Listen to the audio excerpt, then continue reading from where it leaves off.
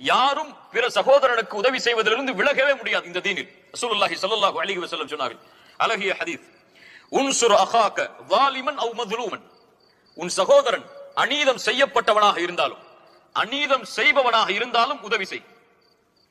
சஹாபாக்களுக்கு ஆச்சரியம், யா ரசூலுல்லாஹ், அநீதம் செய்யப்பட்டவனுக்கு உதவி செய்யலாம், அவன் பலகீனமாக இருப்பான், அநீதம் செய்யப்பட்டிருப்பான், அவனுக்கு உதவி செய்யலாம், நீதியை வாங்கி கொடுக்கலாம். ஆனால் அநீதம் செய்பவனுக்கு எப்படி உதவி செய்வது? ரசூலுல்லாஹி ஸல்லல்லாஹு அலைஹி வஸல்லம் அவர்கள் சொன்னார்கள், தஅஹுது ஃபௌக யதை, அவன் அநீதம் செய்யாமல் அவனுடைய கரத்தை பிடிப்பது அவனுக்கு நீ செய்யக்கூடிய உதவி என்று சொன்னார்கள். அல்லாஹு அக்பர். இன்னும் ஒரு தீன் பாருங்கள், அநீதம் செய்பவர்களை விட்டு விடுங்கள், தண்டனையை மட்டும் அவர்களுக்கு கொடுங்கள் என்று இந்த தீன் சொல்லவில்லை. என்ன சொல்லுகிறது? அநீதம் செய்யப்பட்டவனுக்கு எப்படி நீ உதவி செய்கிறாயோ அதை விட அது போலவே அநீதம் யார் செய்கிறானோ அவனை அநீதம் செய்ய விடாமல் தடுப்பதும் உன் கடமை.